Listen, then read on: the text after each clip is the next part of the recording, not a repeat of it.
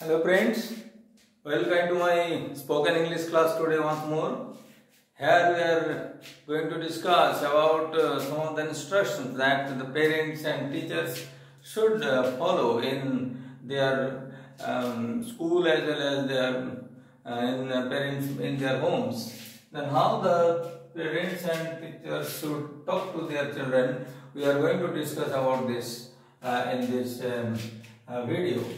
See over here I have written spoken English, a set of instructions for children, শিক্ষক শিক্ষিকা অভিভাবকদের প্রয়োগের জন্য, মানে how the teachers and parents should use all this. বাবা মা এবং শিক্ষক শিক্ষিকারা কিভাবে ছাত্রদের গাইড করবেন, তাদের জন্য কি ধরনের বাক্য ব্যবহার করা উচিত সেগুলো এখানে বলার চেষ্টা করা হচ্ছে। এটা সকল ম্যাচিউরড লোকেদের জন্যই বলা হচ্ছে, তাই তারা যদি পছন্দ করেন তাদের কাছে অনুরোধ থাকবে তারা এটাকে লাইক করে দেবেন, শেয়ার করে দেবেন নিজেদের মধ্যে, এবং সাবস্ক্রাইব করা না থাকলে অবশ্যই সাবস্ক্রাইব করে দিয়ে আমার সঙ্গে জুড়ে যাবেন এই আশা রাখছি।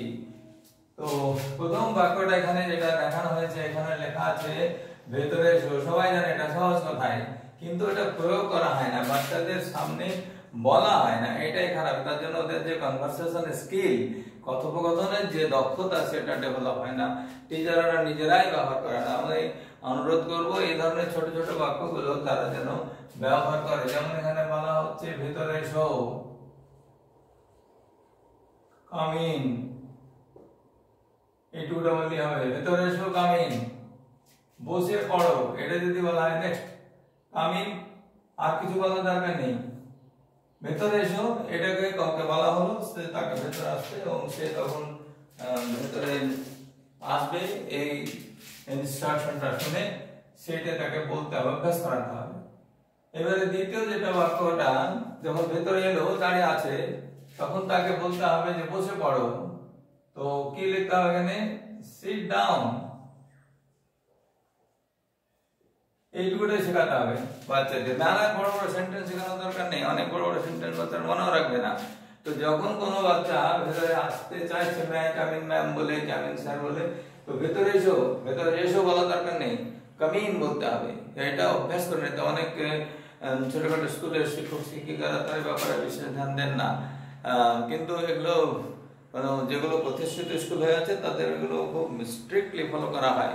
তা আমরা যারা আশা করবো যে আমাদের গ্রামের ছেলে মেয়েরাকেও তেমনি করে, অথবা মফস্বল এলাকার ছেলে মেয়েদেরকেও আমরা কিভাবে কথা বলবার যে কনফিডেন্স লেভেলটা সেটা বাড়াবো, তাহলে এভাবে তাদের বলতে হবে।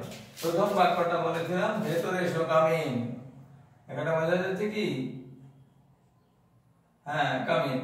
দ্বিতীয়টা বললো যে যদি ছেলেরা পড়াশোনা না করে, যদি ছেলেমেয়েরা পড়াশোনা না করতে চায় ক্লাসে, বা পড়াশোনা করে না আসে, হোমওয়ার্ক করে না আসে, তো বলে দাঁড়িয়ে থাকো। এখানে কি বলতে, এখানটাতে stand up, keep on standing, অথবা কিপ অন স্ট্যান্ডিং বলতে হবে। এখানে কিপ অন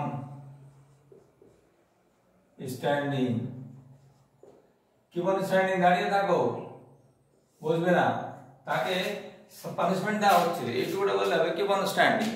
তো কিপ অন স্ট্যান্ডিং বললে তাদেরকে দাঁড়িয়ে থাকতে শেখানো হবে, আর বুঝবে যে কিপ অন স্ট্যান্ডিং মানে দাঁড়িয়ে থাকা, এবং সেখানে তারা একটা ছোট বাচ্চারা শিখবে। এবারে কেউ কেউ বাচ্চা বাইরের দিকে, জানলার দিকে ঝুঁকে তাকিয়ে থাকে,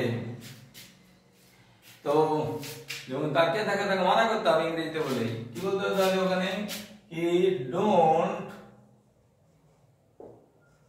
lean outside the window.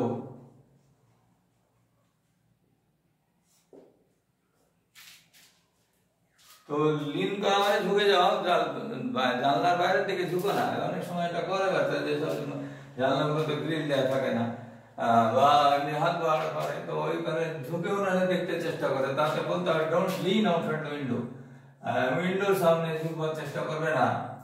এবারে নেক্সট যে বাক্যটা, অনেক সময় বাচ্চারা দাঁড়িয়ে দাঁড়িয়ে জল খায় আমরা দেখি, তো দাঁড়িয়ে দাঁড়িয়ে যখন জল খাচ্ছে তখন ওদের যে গ্লটিস আছে সেই জায়গাটায় জল ঢুকে যায় শ্বাসনালীর মধ্যে, তাতে অনেকে কফিং শুরু করে, শারীরিক ক্ষতি হতে পারে। সেজন্য বাচ্চাদের বলা হয় যে তোমরা বসে জল খাও, তো দাঁড়িয়ে জল খাও না। ডোন্ট ড্রিঙ্ক ওয়াটার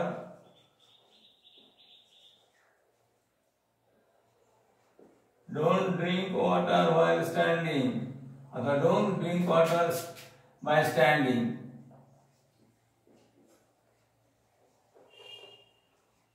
অর্থাৎ বলা হচ্ছে তোমরা দাঁড়িয়ে দাঁড়িয়ে জল খেও না। Don't drink water by standing, দাঁড়িয়ে জল খেলে তোমার এই ক্ষতি হবে সেটা বোঝাতে হবে। বুঝলেই ওদের কনভিন্সিং ঢঙে বোঝাতে হয়, বোঝালেই তারা বুঝতে পারবে এবং শিখতে পারবে, এভাবে তাদের বলা হয়। বোঝা যাচ্ছে? এগুলো সহজ সহজ বাক্য, মনে হচ্ছে অত অতি সাধারণ কথা বলছি কেন, কিন্তু আমি মনে করি এই সাধারণ কথাগুলোই অসাধারণ উঠবে যদি বাচ্চাদেরকে সেটা অভ্যস্ত করে নেওয়া যায়। এমনি আমরা খুব জানি বলে বসে থাকলে হবে না, ঠিক আছে? সেই দুনিয়ার সমস্ত জ্ঞান অর্জন করে আমরা বড় হয়ে যায়নি, আমাদেরকেও ছোট ছোট জ্ঞান অর্জন করতে হয়েছে, এবং তবুও জ্ঞান এখনো অসম্পূর্ণ হয়তো থাকতেও পারে। তো সেই ব্যাপারটাকে মাথায় রেখে কোনো মানে ভ্যানিটি না দেখিয়ে বাচ্চাদের সাথেই তাদের মতো করে তাদেরকে শেখাতে হবে। এবারে যেমন হলো ধীরে ধীরে খাও, ধীরে ধীরে খেতে বলা হচ্ছে, কারণ অতিরিক্ত তাড়াতাড়ি খেলে কি হতে পারে, খাদ্য নালীটা চোখ হয়ে যেতে পারে। সেক্ষেত্রে অনেকে অনেক ক্ষতির মধ্যে পড়ে। তো তাদের শেখাতে হবে ধীরে ধীরে খাও। ইট স্লোলি, ইট স্লোলি মানে ধীরে ধীরে খাও, এটাকে বলতে হবে। তুমি আস্তে আস্তে খাও, নাহলে তোমার শারীরিক ক্ষতি হবে, ঠিক করে চিবোতে পারবে না এবং শরীর তাতে হানিকারক হবে। খাওয়া হলো, তো বলা হলো এবার মুখ দাও, মুখ দিয়ে বলো wash, wash your face, mouth, মুখ খাওয়ার পরে ধুতে হলে মাউথ বলতে হবে, মুখটা দাও। সেই মুখটা গোটাটা মুখমণ্ডল নয়, শুধু মুখ।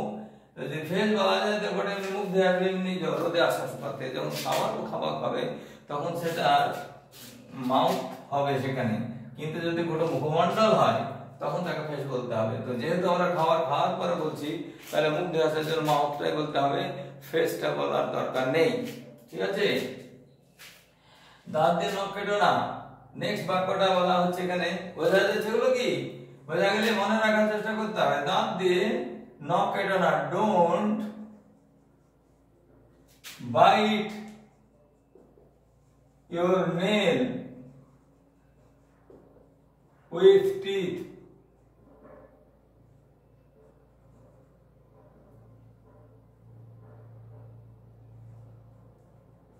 বন্ধুরা মনে রাখতে এখানে যে যখন কোনো বস্তু দ্বারা কোনো কিছু করা হয় তখন বাই হয় না, বাংলাতে দ্বারা হতে পারে, কিন্তু ইংরেজিতে দ্বারা ব্যবহার করতে হলে উইথ বলতে হবে। এখানে কি হয়েছে যে don't bite your nails with teeth, এখানে উইথ বলতে এখানে দ্বারা হচ্ছে, মানে ধ্যান রাখতে হবে।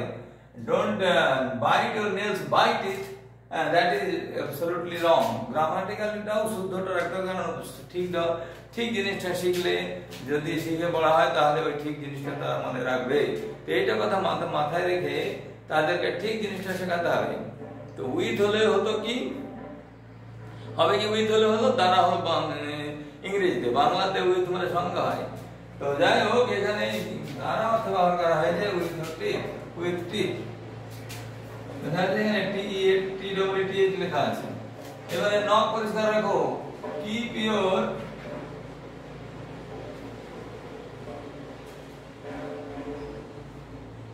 nails clean, নখ পরিষ্কার রাখো। keep your nails clean, তোমার নখগুলো পরিষ্কার রাখতে হবে। তো একটা নখ থাকে না, তো নখগুলো বছরে এখানে তবু মনে রাখতে হবে keep your nails, একটা নখ nails তো হয় না, অনেকগুলো নখ হয়, সেক্ষেত্রে নখগুলোর কথা বলতে হবে তাদেরকে সামগ্রিকভাবে। আর এইভাবেই তাদের নখের যে পরিচর্যা সেটাও তাদেরকে শেখাতে হবে, কারণ নখের মাধ্যমে বিভিন্ন ধরনের কমিউনিকেবল ডিজিজটা চলে আসে বা ইনফেকশাস ডিজিজটা চলে আসে। তো এখানে সেটা মনে রাখতে হবে। আস্তে আস্তে কথা বলো। তো কি বলেন? টক, আস্তে কথা বলতে বলা হয়েছে, খুব দ্রুত ফাস্ট কথা বলতে বলা হয়নি। টক স্লোলি।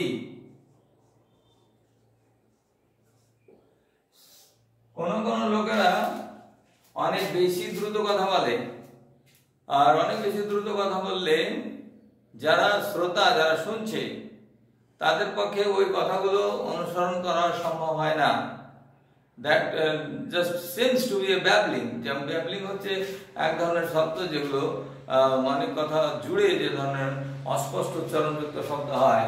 তো সেই ব্যাবলিং যাতে না মনে হয় সেই জন্য শেখাতে হবে যে টক স্লোলি, আস্তে আস্তে কথা বলো। ফির নিয়মিত দাঁত মাজো, শেখানো হচ্ছে ব্রাশ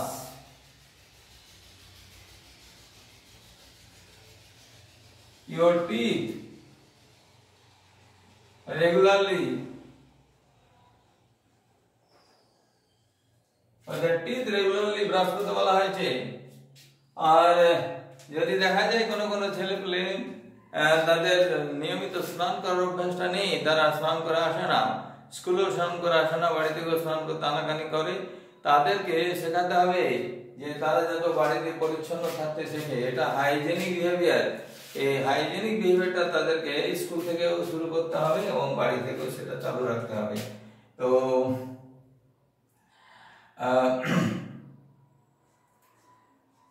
take your bath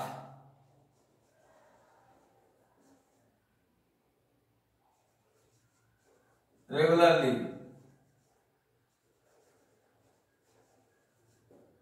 বাচ্চাদের শেখাতে হচ্ছে যে তারা যাতে রেগুলারলি স্নানটা করে, এই জিনিসগুলো ভাবে শিখিয়ে তাদেরকে বড় করে তুলতে হবে। তো আমি এখানে যে কটা বাক্য বলেছি ছাড়াও আরো অসংখ্য বাক্য আমাদেরকে প্রয়োগ করতে হয়। সকলে একটাই ভিডিওতে জুড়ে দেওয়া সম্ভব নয়, তাই এখন এই কটা নিয়ে আমি সমাপ্ত করছি এবং এরপরে আরো অনেকগুলো ভিডিওতে যেগুলোতে দেখানোর চেষ্টা করব। যদি ভালো লাগে সেটা বাচ্চাদের সঙ্গে প্রয়োগ করতে হবে। আমি সমস্ত শিক্ষক শিক্ষকের কাছে এটাই আবেদন করছি। সেটা নিজেদের স্কিল ডেভেলপমেন্টের জন্য হবে। যে সমস্ত শিক্ষক শিক্ষিকারা প্রাইভেট স্কুলে পড়ান তাদের স্কিল ডেভেলপমেন্ট, দক্ষতা ডেভেলপমেন্টের জন্য এটা অবশ্যই প্রয়োজন।